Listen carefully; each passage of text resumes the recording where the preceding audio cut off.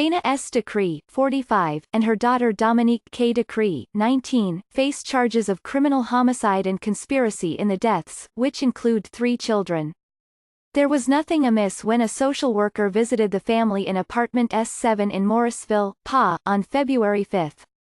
When she went back to the unit on Monday for a wellness check on the 8 family members who lived there, no one answered her knock on the door, and a maintenance worker called the police, according to a criminal affidavit. Inside, the apartment was in disarray, according to the affidavit, which was dated Tuesday.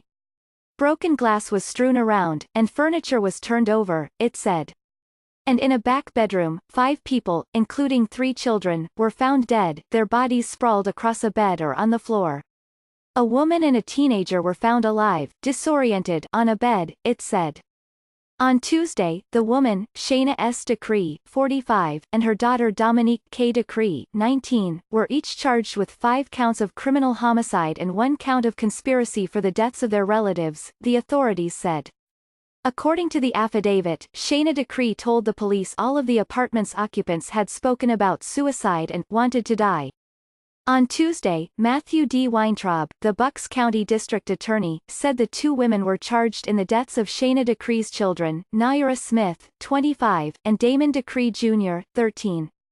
They were also charged with the deaths of Shana Decree's sister, Jamila Campbell, 42, and Ms. Campbell's daughters, Erica and Amani Allen, 9-year-old twins. Shana and Dominique Decree, who had superficial neck injuries, were taken to the hospital after the police found them, the affidavit said. The authorities were still seeking answers, Mr. Weintraub said on Tuesday, and declined to comment on a possible motive, how the victims died and over what period.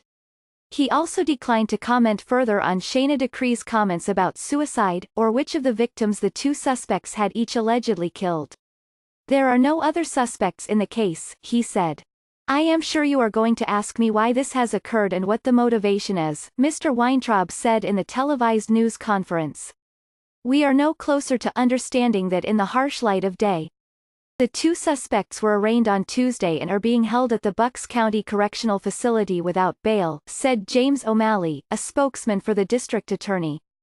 The 8th family member who lived in the apartment, a teenage son of Ms. Campbell, was not immediately located but he was later found unharmed, Mr. Weintraub said.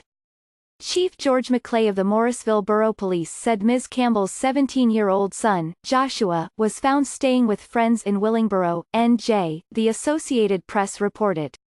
At the hospital, Shana and Dominique Decree separately told the police several men had killed the family, the affidavit said.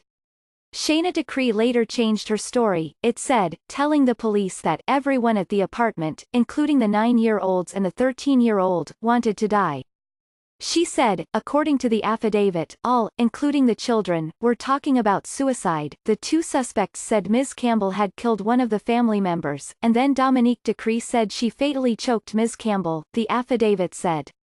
Mr. Weintraub said the authorities were waiting for toxicology and coroner reports to confirm the cause and manner of the deaths.